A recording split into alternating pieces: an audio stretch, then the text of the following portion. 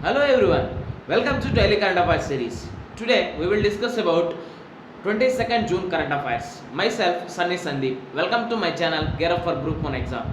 Let us discuss the current affairs. The first one, secrecy of ballot is a key to free and fair elections said by Supreme Court bench. In a constitutional democracy, it is an important, that is secrecy of ballot is an important postulate of constitutional democracy. Suppose in any elections, or state elections or any elections, but there is a defer to Rajya Sabha polls. That means Rajya Sabha polls is a open ballot system. If you see another general elections or universal adult franchise, it is an important postulate of constitutional democracy. Under the section 94 of the Representation of People Act, it upholds the privilege of the voter to maintain the confidentiality about her choice. That means, suppose I have voted for some X party. Here I know need to disclose. But under section 94 of that People's Representation of People Act, it upholds the privilege of our vote to maintain the confidentiality.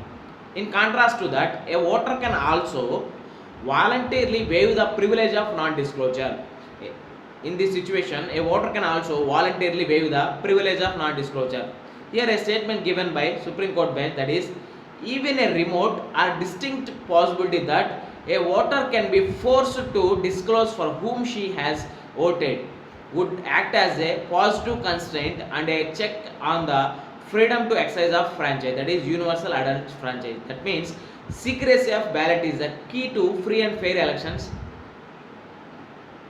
Next one, additional funds sought for Jal Jeevan mission, that is JJM.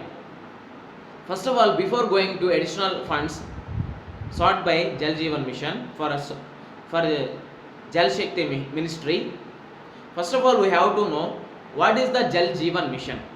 What is the aim of this Jal Jeevan mission? Aim is piped water supply to all rural households by 2024. It has demanded that integrated demand and supply side management of the water at the local level. That means there is a need of integrated demand and supply side management for at the local level. Will coverage with the other central and state government schemes. Whatever any schemes related to water, that will these two states and central schemes will converge and they will made one thing. Here next one, creation of local infrastructure for rainwater harvesting. Here it is telling that three important points, that is creation of local infrastructure for rainwater harvesting. Next one, groundwater recharge and management of household waste water for reuse in agriculture. Here it is giving three important characteristics of Jal Jeevan mission. First one, creation of local infrastructure for rainwater harvesting, and second one, groundwater recharge, and third one, reusage of household wastage. Here if you are coming to our article, Jal Shakti ministry is pitching for additional funding of 82,000 crores. That means another 82,000 crore required from 15th Finance Commission. Here if you see the how much it is target received, that means how much it is covered. Only 18% of households are currently covered. But if you see the aim of this Jal Jeevan mission, piped water supply to all rural households by 2024. That means remaining 82% are is left over. If you see that revenue coming from that, revenue is allocating to that, 45% shortfall in financing the Jal Shakti ministry or Jal Jeevan mission.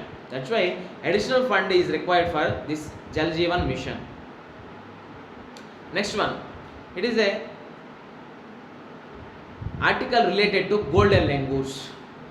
First of all, we have to know any article related to any animal. For our APPSC preparation or UPSC preparation, it requires what is the where it is located, where this population is there, or any wildlife sanctuary or national parks or any sanctuaries related to that. First of all, first and foremost, we have to know what is the IUCN status of that animal. Here, if you see that previous papers in UPSC, they are asking for IUCN status only. That means they are favorite to that one. IUCN status is favorite for UPSC papers setting persons. Here, if you see that scientific name is Trachypithecus ghee. For golden langurs, scientific name is Trachypithecus ghee. Here, distribution is limited to Assam only. In India, there are golden langurs also in Bhutan also.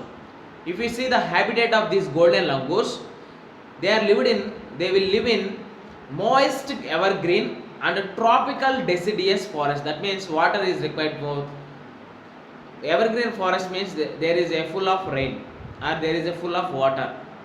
Here, right side I have given a picture of golden langur. See that one. It is a color in dark golden to creamy buff, but their face is in a black color. Dark golden to creamy buff, but their face is black color. If we see the current conservation status under the IUCN, International Union for Conservation of Nature, conservation status given to golden langurs is endangered. Here, if you see the threats to these golden langurs, due to deforestation, their habitat is destroyed. That's why we have to preserve this habitat for these golden langurs. Next one, Chakrashila sanctuary is in Assam. Almost 600 golden langurs are in this Chakrashila sanctuary only. This is about golden langurs. Next one, Sansad Adarsh Grama Yojana. What is this Sansad Adarsh Grama Yojana? SAGY. It was launched in 2014. It is about the modification or improvement in a gram panchayats or gramas. The name itself defines Sansad Adarsh Grama Yojana. It was launched in 2014. Under this SAGY, each member of parliament, that means MPA, each member of parliament adopts a gram panchayat. In that, giving importance for social development at par with infrastructure. There are four. Social development will consist of four things. That is, first one personal, and second one human, and third one social, and fourth one economic.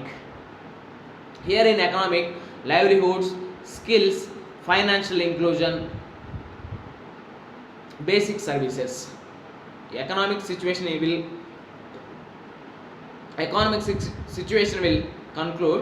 include livelihoods, skills, financial inclusion related to bankings, and basic amenities and services. If you see human one, that is education, health, nutrition, and social security. These are the four sections under the SAGI. But why this Sansad Adarsh Grama Yojana is in news? That is, there is a study commissioned by Minister of Rural Development. It is telling that this SAGI scheme has not made any significant in this current situation. With this SAGI scheme has not done anything important to that gram panchayat. That means member of parliaments are not giving more importance to this Sansad Adarsh Grama Yojana. Next one, in the series of previous paper analysis, which one of the following is not a Harappan site? Options are here: Chahodaro, Kot Diji, Songura, and Desalpur. These are the options given here. Before going to answer this question, I have given a map right side, that is Harappan sites in India and Pakistan where skeletons have been found. The discovery of the Raki Garhi necropolis is a unique number of ways. Here I will give some important Harappan sites. They are Raki Garhi, Kalibangan, Lothal, Rosdi, Nal, some Dholaria, These are the important Harappan sites in Indus Valley civilization. Here right options. Here this question is asking for not a Harappan site.